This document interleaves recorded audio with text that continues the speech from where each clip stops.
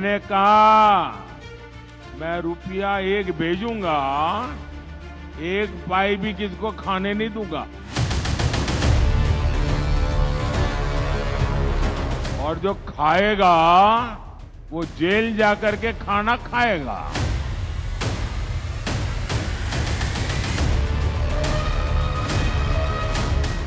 नोटों के पहाड़ मिल रहे हैं, नोटों के पहाड़। लोगों का चोरी किया माल पकड़ रहा है मोदी वहां।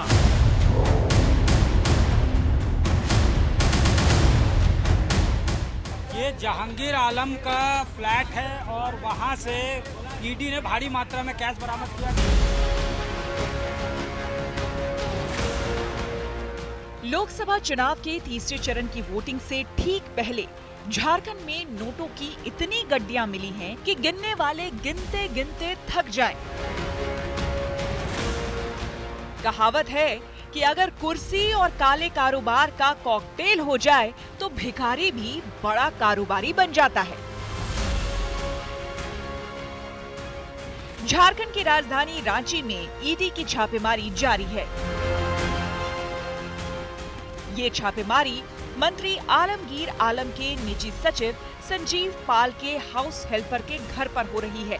इसके अलावा और भी कई ठिकानों पर रेड जारी है और अब तक 30 करोड़ रुपए से ज्यादा की नकदी बरामद होने की बात कही जा रही है।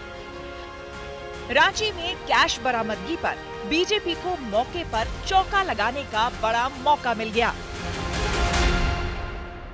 आज यहाँ पड़ोस में झारखंड में नोटों के पहाड़ मिल रहे हैं, नोटों के पहाड़। लोगों का चोरी किया माल पकड़ रहा है मोदी वहां। अब मुझे बताइए, मैं चोरी बंद कर दूं, इनकी कमाई बंद कर दूं, इनकी लूट बंद कर दूं, तो मोदी को गाली देंगे कि नहीं देंगे? देंगे कि नहीं देंगे? लेकिन गाली खा करके मुझे काम करना चाहिए नहीं करना चाहिए? आप मुझे बताइए। मुझे आपकी पाई पाई बचानी चाहिए कि नहीं बचानी चाहिए? जबकि दूसरे ठिकाने से भी 3 करोड़ की नकदी बरामद हुई है। लिहाजा तीसरे चरण की वोटिंग से पहले नोटों की गर्मी से सियासत का तापमान हाई हो गया है। कल रात को ही झारखंड में एक मंत्री के घर से 30 करोड़ रुपया जब्त हुआ है भाइयों, 30 करोड़ रुपए। मुझे बताओ, जिन्होंने गरीब बंगाल की जनता का पैसा लूटा है वो जेल की सलाखों के पीछे जाने चाहिए या नहीं जाने चाहिए? झारखंड के मुख्यमंत्री रहे हेमंत सोरेन भ्रष्टाचार के मामले में जेल की सलाखों के पीछे पहुंच चुके हैं और अब उनके मंत्री के पीएस के हेल्पर के यहाँ करोड़ों की नकदी मिली है। इसे लेकर विपक्ष ने बीजेपी के हाथ में एक और मुद्दा थमा दिया है। 6-7 महीने पहले वीरेंद्र राम के यहाँ रेड हुई थी, इंजीनियर के यहाँ। उसके यहाँ एक डायरी पकड़ाई थी, उसमें कई विधायकों का नाम था और मंत्री आलमगीर आलम और उसके सचिव का नाम था कि ये सभी टेंडर मैनेज करते हैं। और उसी के सिलसिले में मुझे लगता है कि ईडी ने इतनी बड़ी कार्रवाई की है। इसकी तो जांच होनी चाहिए। 2 काम कर रहा है। एक तो भ्रष्टाचार के आरोप में आपको पता है कि हेमंत सोरेन जेल में बंद है, तो झारखंड मुक्ति मोर्चा के पास जो डिपार्टमेंट है वो हेमंत सोरेन पैसा खा रहा है। आलमगीर आलम विधायक दल का नेता है तो कांग्रेस का वो पैसा खा रहा है। इतना पैसा यदि मिला है, इसका मतलब पैसा कुछ अपने पास रख रहा होगा, कुछ आला कमान को पहुंचा रहा होगा। अब ईडी के सर्वे में दिख रहा है कि संपत्ति का बंटवारा किस ढंग से हो रहा है। मतलब मंत्री तो छोड़िए, मंत्री के निजी सचिव तो छोड़िए, निजी सचिव के नौकर के यहाँ करोड़ों मिल रहे हैं। तो देश की जनता को समझना चाहिए कि ये तथाकथित संपत्ति के बंटवारे की तथाकथित क्रांति के बारे में अगर कोई उनके मन में भ्रांति हो देश में, तो वो स्पष्ट हो जानी चाहिए।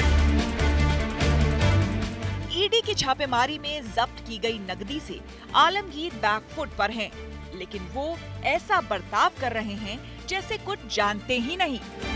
हम लोग जो पीएस को रखते हैं तो अनुभवी देखकर ही रखते हैं। इसके पहले भी एक जगह नहीं दो मंत्री का पीएस रह चुके थे, उसी आधार पर उसको हम लोग लाए थे। अब बाकी अभी जो चर्चा चल रही है वो ईडी में, तो वो तो जब तक उसका निष्कर्ष नहीं आएगा तब तक उस पर कुछ टिप्पणी करना उचित नहीं।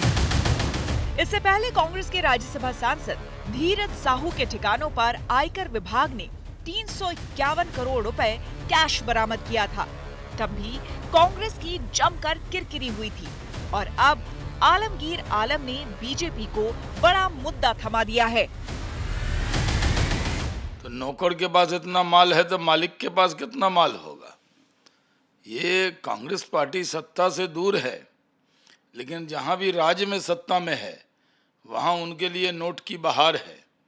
और ईडी की छापे में इतनी बड़ी तादाद में नोट मिले हैं, इससे ये पता है कि पुराना पैसा भी कांग्रेस का काफी बचा हुआ है। ये सब लुटेरे हैं। ये लालू प्रसाद जी का परिवार हो, शिबू सोरेन जी का परिवार हो, देश को लूटने वाले हैं। और लूटने वाले को जब सरकार कार्रवाई करती है तो दर्द तो होगा ही।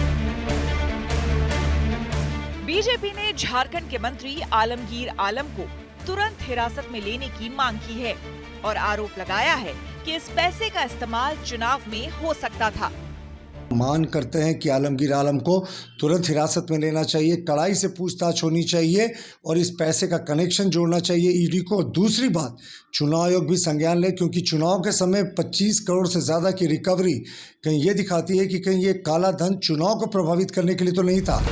आलमगीर के राजदारों की अलमारी से बरामद नकदी की गिनती जारी है। अब देखना है कि ये कैश कांड विपक्ष पर कितना भारी पड़ सकता है और बीजेपी चुनाव में इसे कितना भुना पाती है।